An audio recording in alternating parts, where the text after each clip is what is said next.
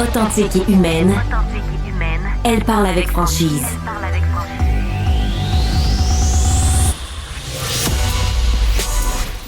Elle traite l'information avec rigueur et efficacité. Une approche fraîchement moderne de l'actualité. Isabelle Maréchal. Bonjour tout le monde. Bon vendredi. C'est vendredi. Bonjour Fred. Bonjour Isabelle. Fred Bastien. Un vendredi coloré là, avec nos deux chandails presque roses. Toi très rose, moi rose très orange. fuchsia et toi orange. C'est pour mettre de la couleur parce qu'on a été très marqués par l'entrevue de Marie-Chantal hier qui nous a annoncé une grande primeur. C'est que la couleur de l'année Pantone, qui sera seulement annoncée officiellement la semaine prochaine, c'est, on l'appelle Cloudy Dancer. Nuage dansant. Voilà. C'est un petit blanc nuageux, un peu comme le ciel d'aujourd'hui. Comme ce que Florence porte d'ailleurs aujourd'hui, notre nuage blanc. Bonjour Florence Lamoureux qui va intervenir. Et d'ailleurs, je vais mettre toute mon équipe à contribution aujourd'hui, en plus de vous donner l'occasion, chers auditeurs et auditrices, d'intervenir parce que d'abord, dès notre premier sujet, je pense que vous allez vouloir réagir. On va parler de votre rêve, parce que c'est le rêve de beaucoup de Québécois de devenir propriétaire. Et là, malheureusement, je dis malheureusement parce que vous n'allez pas être content, si vous n'avez pas vu les chiffres là, qui viennent de sortir, c'est l'Association professionnelle des courtiers immobiliers du Québec, la PCIQ, qui vient de sortir une nouvelle étude. Et ce qu'on apprend, c'est que le prix des maisons unifamiliales a doublé depuis 2015. On vous tient souvent au courant de de ce marché immobilier parce que ça nous intéresse. J'ai bien des jeunes dans mon équipe qui veulent tous s'acheter une maison éventuellement. Et puis, on a Sébastien Laperrière, mon technicien, qui est très fier de s'être acheté une maison il y a 15 ans à Trois-Rivières. Ah oui, très heureux parce que ça a plus que doublé en 15 ans, Isabelle. Oui, exactement. Donc, ta maison à Trois-Rivières vaut 2 fois plus qu'à l'époque. Exactement. Mon chanceux. Oh oui. Ça a été le plus bel investissement que j'ai fait. Et moi, j'en voulais pas de maison nécessairement à ce temps-là, hein? Pas du tout. Mais en amour par-dessus la tête, mon amoureuse dit « Hey, on s'achète-tu une maison? » Ben oui, let's go! Merci, chérie. C'est une trifluvienne? Ben oui. C'est pour ça que je suis encore... Et les maisons étaient moins chères en plus dans le temps là-bas. Et là, le marché a tellement monté. Ça te dérange-tu de nous dire combien tu l'as payé? Autour de, mettons. Un peu plus que 200. Ah non, c'est ça. Mais tu sais que le marché de Trois-Rivières reste encore, finalement, un des plus abordables. Je regardais ça, là. Trois-Rivières, si vous voulez vous acheter une maison, on dit que le prix... médian, là, c'est à peu près 355 000. Ça veut dire donc un paiement hypothécaire mensuel d'environ 1 820 $. Ça vous prend 73 000 $ quand même de salaire annuel total, nécessaire, minimal. Donc, c'était deux. Mais c'est quand même intéressant. Là.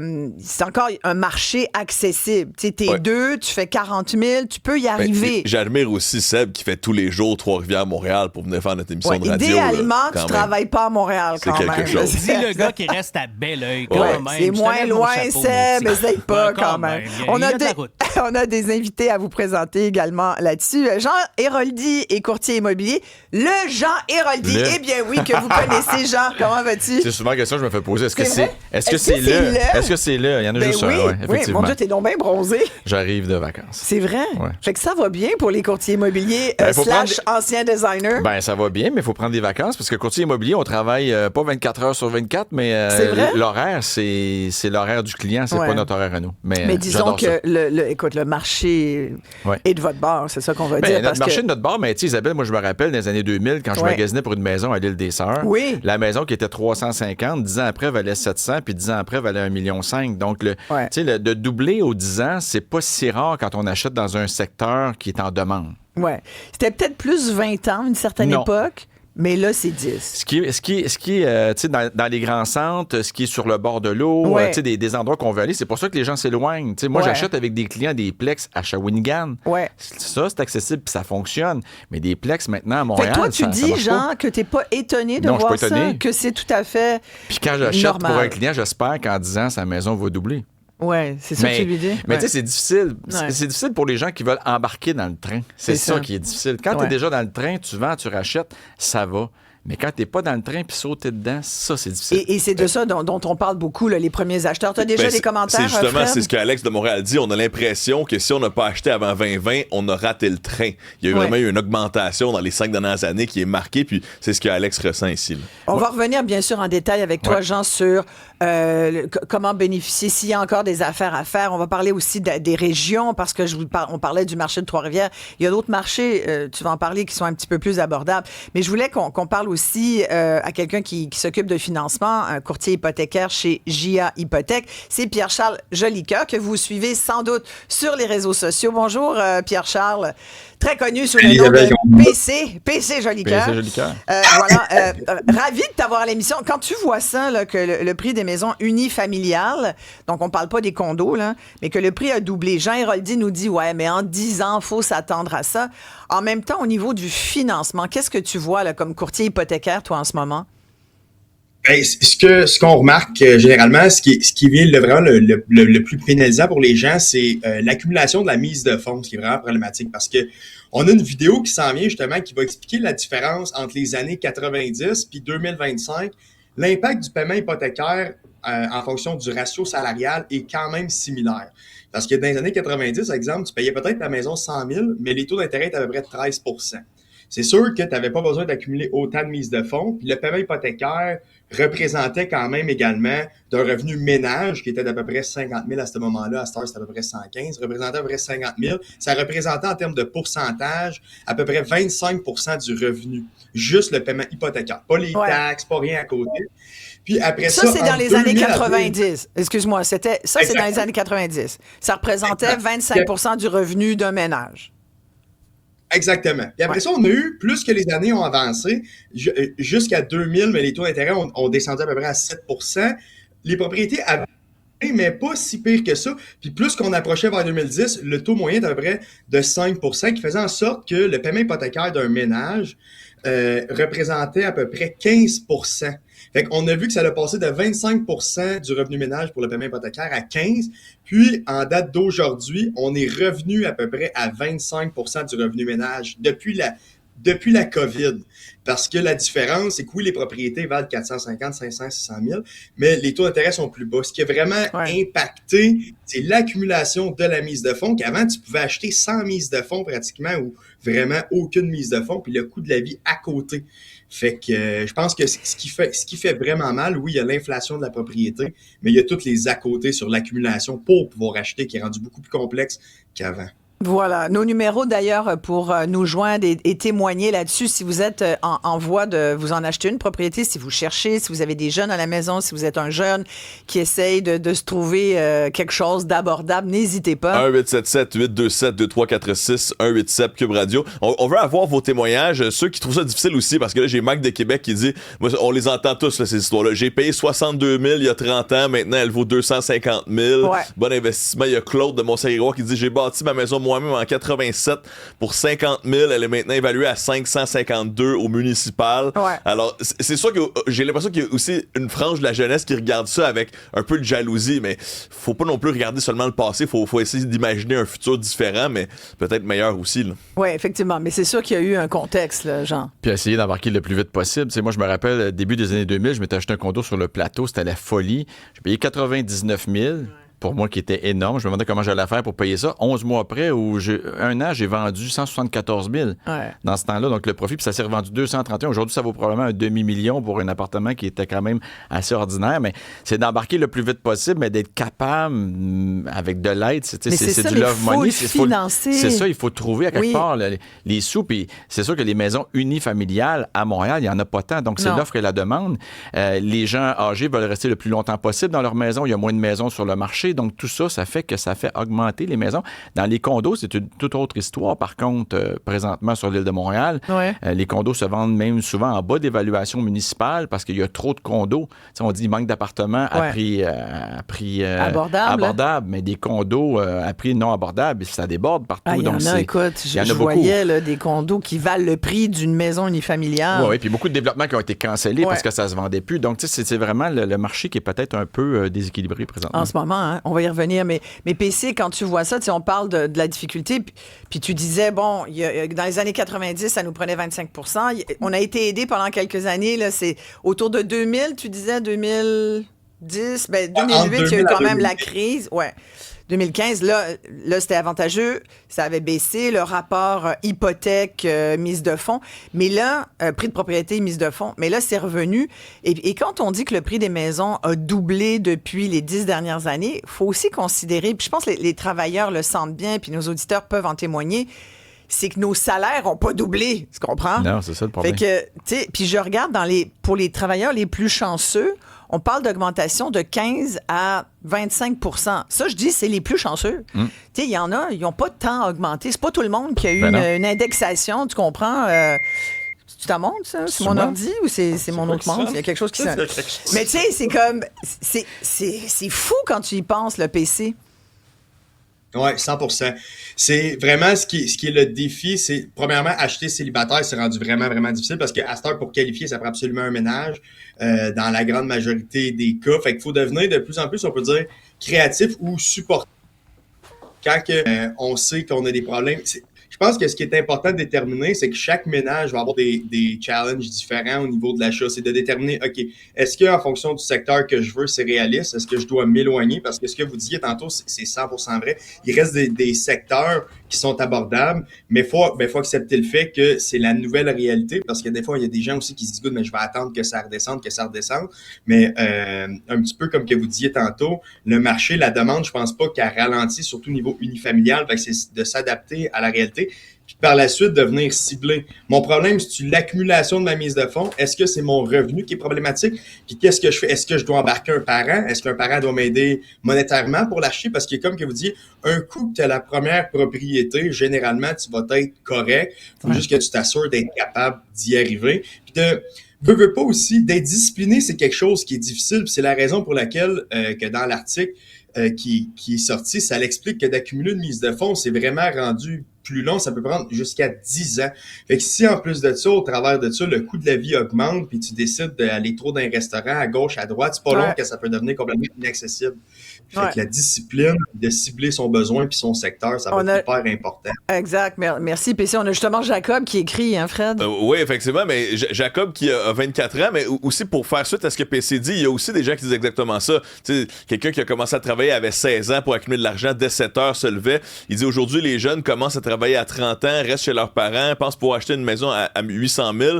Ils comprennent pas qu'il y a un marché de premier acheteur avec des maisons moins belles. Puis du côté de Jacob, comme tu mentionnes, mais lui, il a 24 ans, puis il considère même plus acheter une maison à cause des prix trop élevés. Il dit, je préfère investir en bourse pour l'instant. Et là, c'est intéressant. Heureusement, on a des outils comme le CELIAP qui va aider à accumuler plus rapidement. C'est vrai là, que tous les fiscalistes disent que le CELIAP, c'est quand même une passe sur la palette à une certaine génération. Oui, pour les plus jeunes. Qu'est-ce que t'en penses, toi, Jean? Ben, c'est bon, mais il y a aussi les maisons qui ont besoin de rénovation des fois, parce que souvent, les jeunes, c'est vrai qu'on... Puis nous autres aussi, on aime ça une maison. La plupart des acheteurs veulent une maison clé en main, donc qui est un petit peu plus chère. Des fois, si on a un peu d'aptitude de rénovation, ça vaut la peine. De négociation, de magasinage, ça vaut la peine parce que moins cher on achète, plus d'argent on fait. C'est important à l'achat d'économiser le plus possible pour notre maison. Exactement.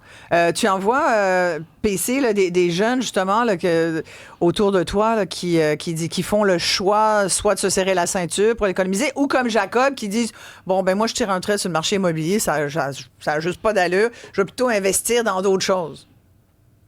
Ouais, parce que sur papier, la réalité de la chose, ce que Jacob fait, c'est pas la mauvaise décision, parce que sur papier, t'es mieux, exemple, d'être locataire puis placer la différence, surtout, exemple, en termes de rendement, si ton taux hypothécaire est 3%, tes placements, ils génèrent 7, puis que ton loyer, c'est tout inclus généralement, tu n'auras pas de travaux à faire, etc. Mais c'est que dans la réalité, c'est un monde différent parce que les gens ont tendance à dépenser de l'argent. L'argent leur brûle des mains. L'économie sera peut-être pas là non plus. Mais je pense que, un peu comme que vous disiez, des produits comme le CELIAP, que ce soit de rapide derrière, ça peut être un bon tremplin pour peut-être dire, OK, regarde, je vais mettre le produit sur pause, mais de se faire une stratégie vraiment, OK, si je mets X nombre par semaine, par mois, ça me prendrait combien de temps pour potentiellement pouvoir être gagnant? Parce que quand on est jeune, je trouve qu'on oublie les avantages fiscaux de dire, OK, good, mais si je place dans tel type de compte, m'avoir un retour d'impôt derrière. Je le réalise, je pense que je commençais à le réaliser à 28-29 ans, mais aujourd'hui, je me parle à moi-même, je suis comme, si je l'avais fait à 20 ans, ce serait peut-être différent aujourd'hui. Là. Exact. Faut commencer le plus tôt possible et tout. Ben, Je me suis dit la même affaire. C'est vrai? Ouais. Florence, elle a une question pour toi, PC, puis peut-être tu peux l'aider à faire des bons choix. Oui, moi, petite question. Je cotise depuis plusieurs années là, à mon CELIAP pour espérer avoir un jour une propriété. Puis là, récemment, je me disais peut-être qu'en 2026, je ne vais pas être capable d'avoir le fameux 8 000. Là. C'est vraiment la cotisation maximale par année pour investir dans le CELIAP. Puis on m'a dit que j'allais pouvoir transférer de mon REER à mon CELIAP sans avoir de rien à rembourser. Donc, Pas de pénalité, parce qu'on sait que quand on retire d'un REER, normalement, tu dois être imposé sur le montant que tu retires. Comment ça fonctionne, PC, dans le cas de... Justement, pour les jeunes, est-ce que ça peut être intéressant? Des jeunes qui ont commencé à travailler, qui ont contribué un peu à leur REER. Puis là, arrive ce nouveau produit. Avant, il y avait le RAP, là. Là, c'est CELIAP. Ouais. Puis tout le monde entend CELIAP, CELIAP, CELIAP. Si vous n'avez pas été propriétaire déjà pour l'achat d'une première maison, investissez là-dedans. Est-ce que, par rapport à la question de Florence, c'est intéressant de prendre de son REER pour mettre dans un CELIAP pour s'acheter une propriété quand on est jeune? Oui, en fait, un peu, si on peut dire, comme le cheat code du CELIAP, c'est qu'il n'y a pas de montant, parce qu'on a vu beaucoup de nos clients faire une situation parce que le CELIAP, il est cumulable sur 2 ans. Donc, techniquement, tu as un droit cumulable de 16 000 $. Donc, par exemple, un peu comme que tu dis, tu n'es pas toujours capable de venir le maximiser. Ouais. Mais on a des gens qui ont acheté une propriété, mais exemple que la date de notaire est dans 2-3 mois. Le REER, il faut absolument qu'il soit gardé 3 mois pour être éligible, pour être rappé, versus le CELIAP, non. Fait qu'il y a des gens, qu'est-ce qu'ils faisaient? C'est qu'un coup qu'il y avait l'offre d'achat qui était acceptée, venaient retirer le RAP du REER, le mettaient dans un CELIAP, retiraient le CELIAP. Fait qu'il y avait un double avantage qui était fait. Ça, c'est malin, ça. Ça, c'est malin. C'est brillant, ça. Exactement. Puis, est-ce que de venir retirer un pour aller vers l'autre, ça peut être avantageux? Je suis moins dans le domaine du placement, je pourrais poser. Oui. Est-ce que ça fait du sens? Oui, probablement. Mais ça serait de voir juste être sûr que la stratégie fasse du sens. Mais de ce qu'on voit dans la réalité de nos clients, c'est qu'il y en a qui venaient utiliser le double avantage pour avoir un plus gros retour. Il faut bien poser des questions. Puis ce que ça veut dire, c'est qu'il faut être accompagné. Ben oui. Un courtier. Courtier hypothécaire, un très courtier important, hypothécaire hyper important. Idéalement, quand tu es jeune, t'as pas vraiment de comptable, t'essaies d'économiser un petit montant. Tu comprends pas tout ce qui se passe. Tu dis bof, mais c'est important même d'avoir un fiscaliste rapidement, parce qu'un comptable, c'est une chose, mais un fiscaliste va comprendre les lois, la fiscalité. Et tout réside dans la fiscalité, parce que ça change chaque année. Les gouvernements changent la fiscalité. On dirait que c'est fait exprès pour nous mêler. Je pense que oui. Mais il y a moyen de tirer parti de ça, Fred. Mais encore faut-il savoir comment les choisir. Si les jeunes sont inexpérimentés, je pense qu'il y a aussi un terrain fertile à peut-être parfois se faire manipuler. Donc, comment on choisit des personnes de qualité, de confiance quand on se lance dans ce monde-là? Faites tes recherches. Ben oui, ou des références. Je pense que c'est peut-être la meilleure chose à faire des gens qui réussissent, qui font des bonnes affaires, d'avoir des références, parce qu'effectivement, tu peux tomber sur des moineaux que tu penses que tout est beau, tout est parfait, puis finalement, c'est pas ça. T'sais. Toi, les gens, ils redisent. Non, mais moi, côté fiscalité, je suis pas tellement fiscalité, non, je suis pas comme tellement courtier, bon. Est-ce que les gens disent, je vais prendre M. Hiroldi? Ben, c'est pas parce que connu, non, c'est pas parce que non? t'es connu qu'automatiquement ça se fait. En fait, je pense que c'est même des fois, ils ont peur que je regarde leur ménage, ils ont peur que je regarde comment ils sont habillés. Ouais, c'est ça. Un coup que je les ai rencontrés, je pense qu'ils ont confiance parce que ils veulent pas une contravention vestimentaire. Non, ils en veulent pas, mais ça va quand même très, très bien. Mais tu sais, on parle d'unifamilial, mais il y a aussi les condos, parce que les gens s'achètent des condos, puis là, il y a beaucoup de nouvelles réglementations au niveau des condos qui font augmenter les prix de frais de condo. Là, tu as tes taxes à payer, tu as tes frais de condo, tu as tes cotisations spéciales. Donc, c'est tout quelque chose aussi quand tu rentres dans le marché de l'immobilier que ça devient difficile. Tu sais, les buildings vieillissent aussi. On le voit beaucoup, les gens qui ont des buildings en Floride, là, des condos en Floride, c'est l'enfer. Là, tout à fait. Quelqu'un qui nous rappelle là, de faire attention aussi parce qu'il y a des frais aussi autour de la maison. Là. Si on n'a pas une mise de fonds de plus de 25 %, il y a l'assurance de la SCHL. Il dit n'oubliez pas, les taxes municipales sont plus élevées. N'oubliez pas la fameuse taxe de bienvenue, le notaire. Donc, il faut aussi garder tout ça en tête quand on économise pour la fameuse transaction, pas être trop serré au début, se faire surprendre par tous ces frais-là. Mais ça, si vous êtes bien entouré, votre courtier hypothécaire va être en mesure là, de vous sortir qu'est-ce que ça va coûter, puis vraiment sortir les frais, parce qu'effectivement, quand tu n'as jamais vécu l'expérience, tu t'attends peut-être la taxe de bienvenue, tu ne la connais pas, et pourtant, quand on l'a connue une fois, on s'en rappelle. Maison, c'est un coup de masse. On a Daniel au bout du fil. Bonjour. Oui, bonjour. On vous écoute, Daniel.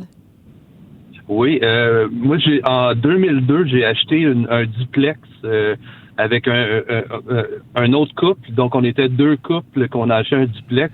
On n'aurait jamais eu l'argent pour acheter quelque chose de ce type-là, mais à cause qu'on était 2 couples, je vous mets en contexte, si ça coûte 1500 $ avoir un 5,5 ou un 3,5, je sais même plus ce que ça coûte, 2 couples, ça fait 3000 $, fait que ça monte quand même assez vite. Ouais.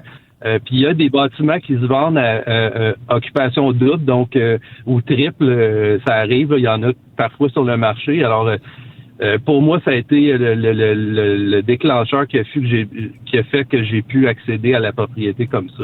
Et aujourd'hui, vous devez tellement être content, Daniel.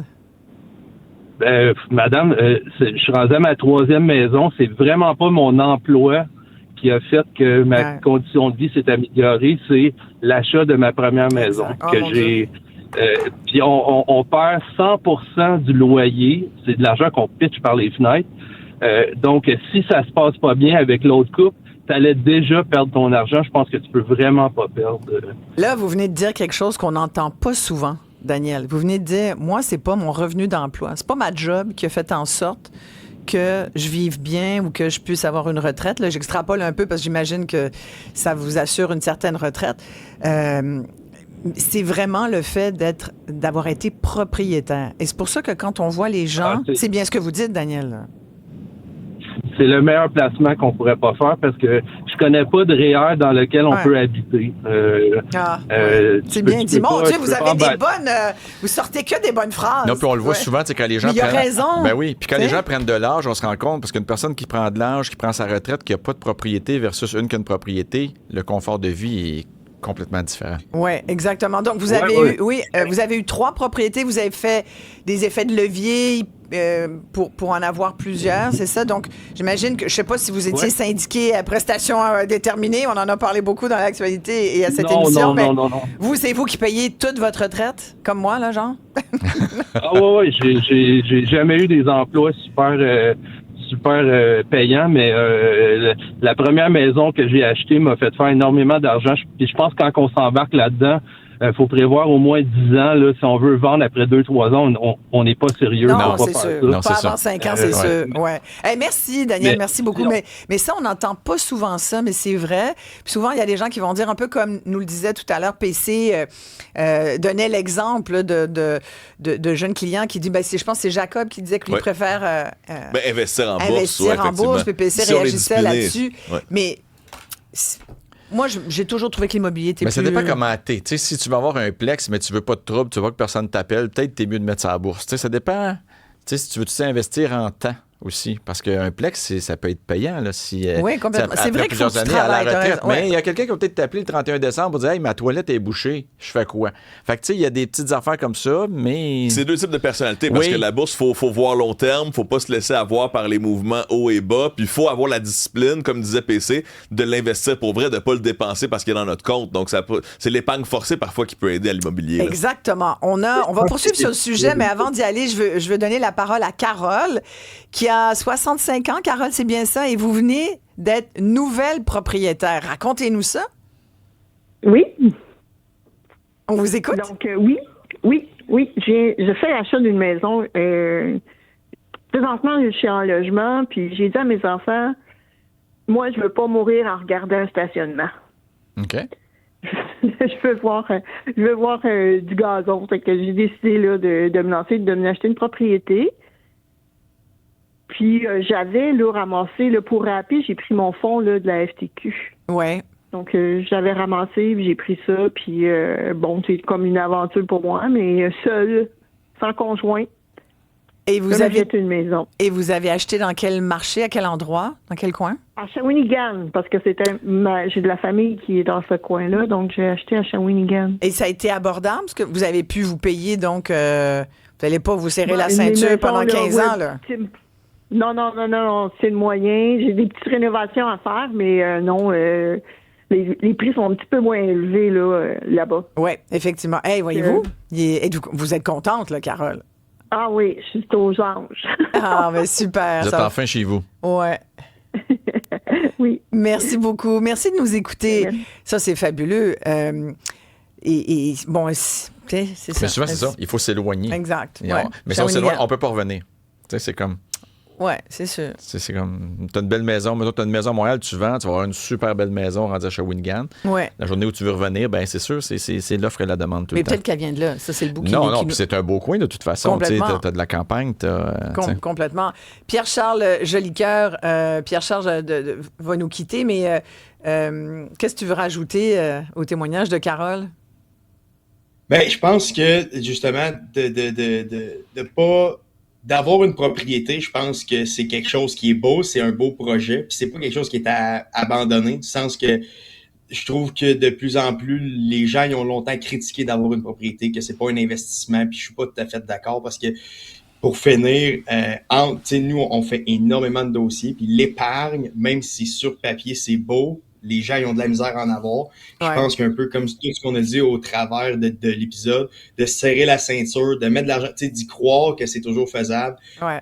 Chose qui est important. Puis autant de tout mettre de son bord que veut pas, le gouvernement, je pense qu'il n'aura pas le choix éventuellement de continuer à être plus créatif, à aider les gens à pouvoir se permettre des propriétés, surtout pour les premiers acheteurs. Oui, c'est ça. Puis merci beaucoup, PC. On va revenir d'ailleurs là-dessus parce que Jean Héroldi pourra nous parler de ces marchés qui peuvent peut-être représenter une opportunité pour ceux qui sont pas, tu sais, qui sont prêts qui sont pas pris dans leur coin, là, qui disent pas, moi, je veux à tout prix être sur le plateau. Ça, en partant, peut-être que tu vas peut-être te mettre, tu te mets un peu des bâtons dans les roues en partant. Mais tu sais, si tu es capable de te relever les manches, tu sais, de poser de la céramique, de faire un mur. Mais il faut toujours faire attention aussi où tu vas acheter. Voilà. Alors, tu vas nous revenir là-dessus après la pause. Et puis, bien sûr, nos commentaires, vos commentaires. Simon qui dit ça prend 2 fois plus d'argent pour acheter la même maison que le 5-6 ans, mais ça prend 2 fois moins d'onces d'or pour le faire. Alors, il y a une question aussi de diversification d'actifs. C'est un jeu multifactoriel, là, l'investissement. Donc, merci de nous le rappeler, Simon. Oui, puis on va parler aussi à des jeunes qui font ce qu'il faut, qui sont quand même assez au fait du dossier, puis qui ont décidé là, que ça allait être leur rêve, même si on dit en ce moment que pas facile à le réaliser. Mais quand même, il y a de l'espoir. On s'en parle après.